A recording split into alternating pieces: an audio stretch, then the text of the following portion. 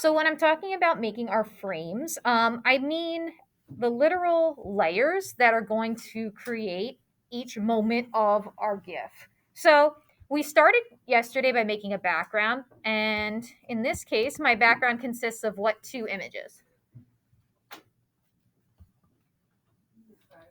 The sky and the grass. Perfect. And I merged them together into one big layer here. So they've been pushed together, which is good. So we're going to reuse that layer throughout my GIF, but then I'm also going to add some of the illustrations. So for my first frame here, not only do I have my sky and I have my grass, but what else was placed in the ground because we're getting ready to ignite it? The firecracker. Okay. So I have some of this stuff ready to go for us. I went to File, Open, and I had some pictures saved already. And as you can tell, I have a picture of a firecracker already. There's a really helpful tool called the Object Select, which didn't work so hot in Photo P, but is awesome in Photoshop. So it's like the fourth one down. Click and hold. And it's Quick Select is the one here. It's got like a paintbrush and a little circle. So yeah, that's the one we want. And the cool part is like it's pretty smart to decipher the front from the back, which is nice. And you could even, if you select too much like that, you could hit your Alt key and like remove some of the selection that was too much. So it's pretty smart. Like if the background is different enough, it's pretty good at deciphering. Doesn't have to be perfect. You could always edit it later. So I'll use my move tool and I'm just going to drag it into my document I'm working on here. Now, when I go to like free transform something, there's an awesome shortcut in Photoshop and we use Control T. And you'll see I get that box. I could rotate it. I could shrink it down. Whatever I really need to do. I'm going to keep this pretty small. Maybe I'll move it up a little bit. Okay. And that's pretty much what my first frame is going to look like. So that's really all I needed in this first box. A firecracker in the grass with my sky behind it. Okay. Any questions so far about like how I go about making the first frame? So before I go on to the next frame, I'm still waiting for about 5 sets of eyes, please. Minimize screens, please, so we're not tempted to touch.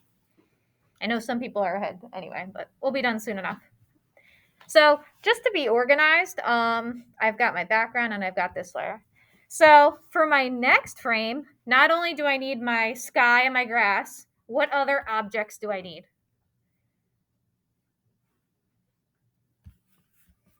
What is this little symbol in the middle?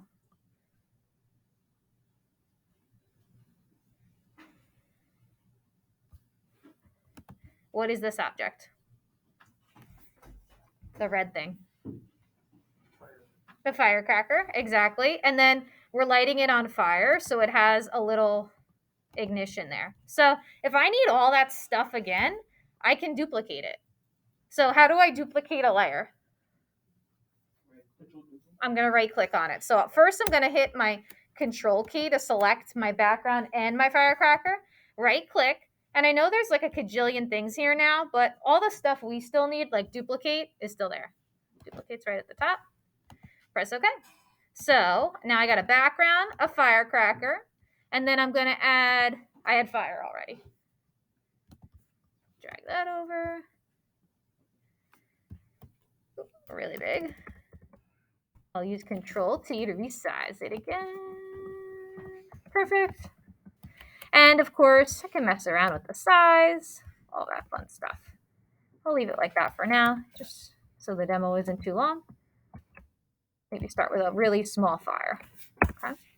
So there we go. I've got my second frame. The only thing I ask you to do is like make sure your layers are organized. So like I had some students who just like named it like 1A and 1B. Or I had some that used like these are called the group folders. It looks like a big manila folder.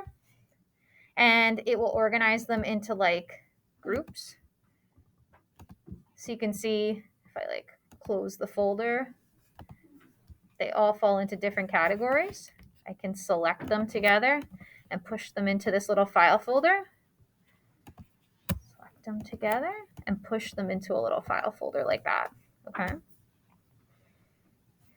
So that's one way you could group it. If not, you could just label them 1A, 1B, 1C, 2A, 2B, 2C. That's your call. So it's in no way at all like cheating or cutting corners to duplicate stuff. It's totally the best plan. So that way everything's so uniform. And our goal for like today, especially the first day takes a little longer, is to do like 2 to 3 layers. I actually had students in like the other 2 classes, and they're only like a day ahead of you guys. And some of them are like really close to done. So sometimes you just pick up the pace and you just like go really fast. So we've got plenty of time into next week, but we don't want to blow it off. So if you finish early, that's great. But at this point, our goal for the first few days is like 2 to 3 layers, and then we'll probably pick up the pace, and you'll probably work a little faster closer to the end. Any other questions coming to mind about this? Yeah. I think it'd be much easier if I could separate these pages so that I could like. Oh yeah, you can rip it apart, no problem. Sure, I have no problem with you doing that. Okay, sounds good. We'll get started, and I will be floating around in a moment.